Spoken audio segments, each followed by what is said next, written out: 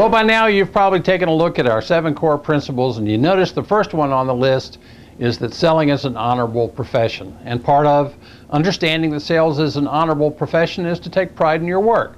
Don't let people disrespect you. Don't ever get into a confrontation with a customer, because that's a lose-lose proposition.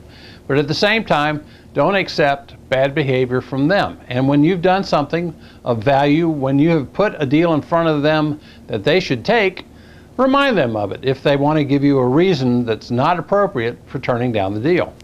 I'll tell you a story about years ago. I called on a customer, and I knew that the customer already had a vendor for the product that I was selling.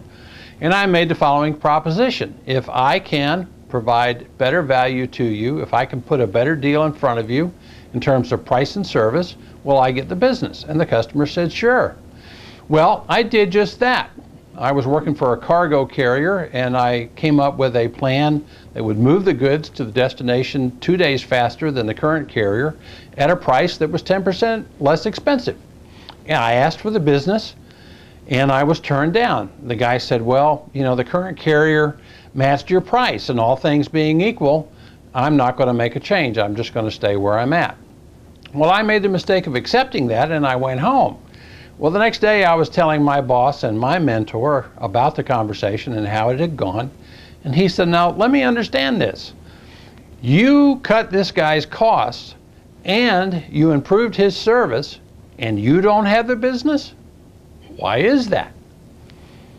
Well, I thought about that for a while, and I called the customer and I said, look, I don't want to beat a dead horse, and I don't want to be a guy that can't take a no for an answer, but you know, are you paying less than you did before?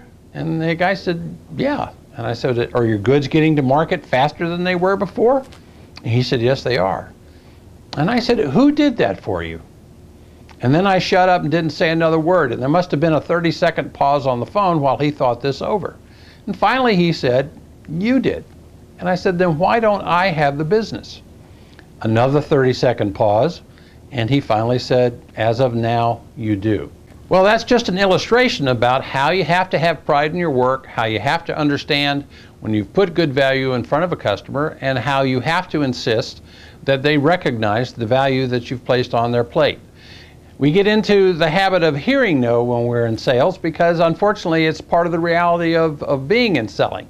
It's sort of like being a baseball player. You're going to hear no a lot more than you hear yes, and if people say yes even a third of the time, well, you're going to be a superstar. But you don't want to get into the habit of accepting no when it really shouldn't be a no.